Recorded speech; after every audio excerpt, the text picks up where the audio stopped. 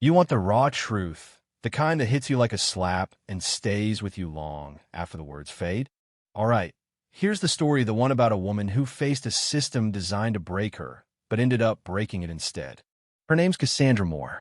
Not your average federal officer, she once commanded thousands in a war zone. But that day, she was just a black woman driving through a town that made no secret of its dislike for people like her. Yeah, that happened.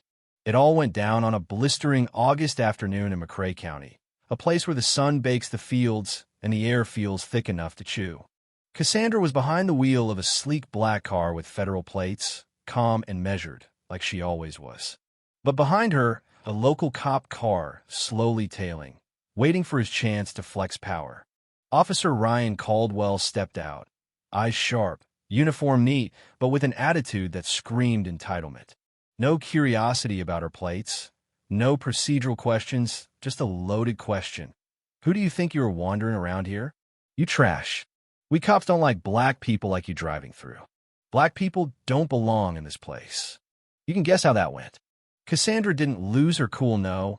She held the kind of calm that made you realize she'd been through worse and wasn't about to be rattled now.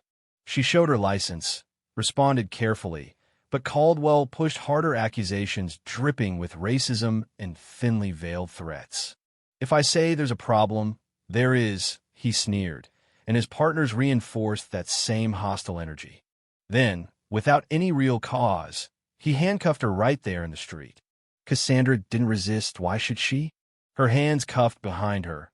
She stood tall in the scorching heat, eyes fixed somewhere far beyond the two officers and their petty prejudices.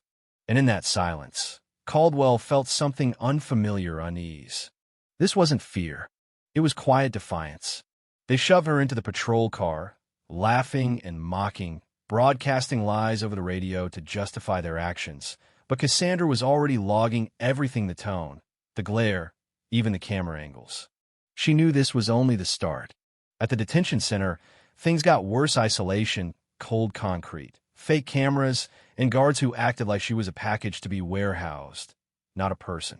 The man who came to clarify administrative procedures was nothing but a script-reading drone, offering her a chance to sign away her rights for early release.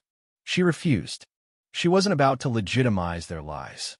Hours later, she sent a secret call for help. A tiny device slipped discreetly into the plumbing, sending her situation to allies beyond the county's walls. And then the storm hit.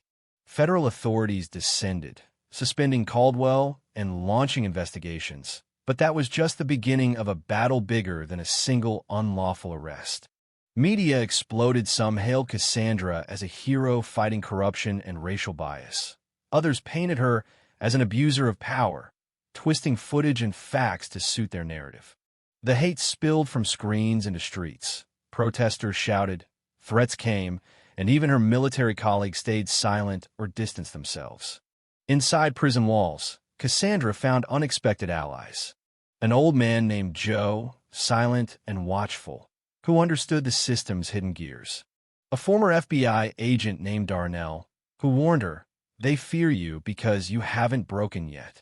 When Darnell was attacked and gravely injured under suspicious circumstances, Cassandra's resolve only hardened. She wasn't alone anymore. She had those who'd been silenced before, and together they began to unravel the truth. Piece by piece, Cassandra exposed a chilling pattern: fabricated charges, coerced confessions, erased evidence, and a network of officials rigging the system to suppress black communities and anyone who dared rise. Data deleted, cameras turned off, files rewritten, a silent war waged behind the scenes to keep injustice hidden. But Cassandra didn't back down. With the help of Marcus Langston, a former FBI investigator who had disappeared after uncovering similar abuses years before, she pieced together decades of cover-ups and manipulation. Their alliance was not just about her case anymore. It was about dismantling a rotten system built on fear and silence.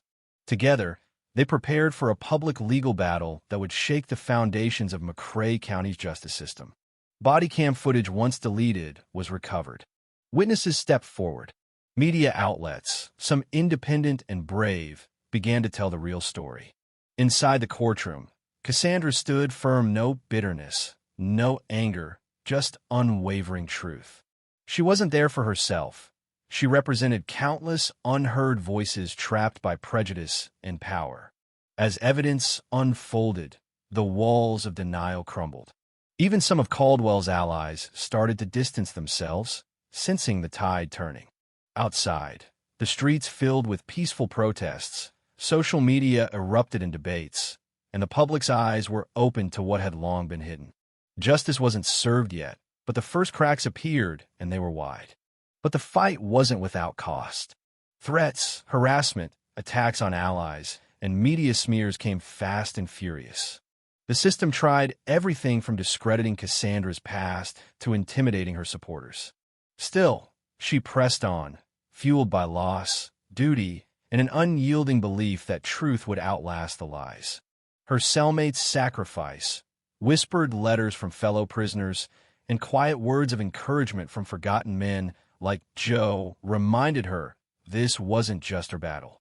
It was a movement rising from the shadows, ready to shatter silence. When the final hearing came, Cassandra's voice cut through the tension like a blade.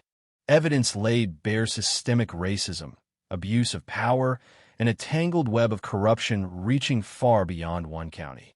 Jurors listened, witnesses testified, and the nation watched. No, it wasn't just about one arrest or one woman. It was about a legacy of injustice demanding reckoning.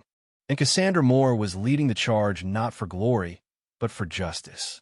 So here's the question for you: when the system is stacked, when the truth is buried under layers of fear and manipulation, what do? Do we stay silent, or do we stand like Cassandra, ready to face the storm no matter the cost? Drop your thoughts below. What's justice to you? When is it worth the fight? And who really holds the power in a world built on silence? Let's talk about it.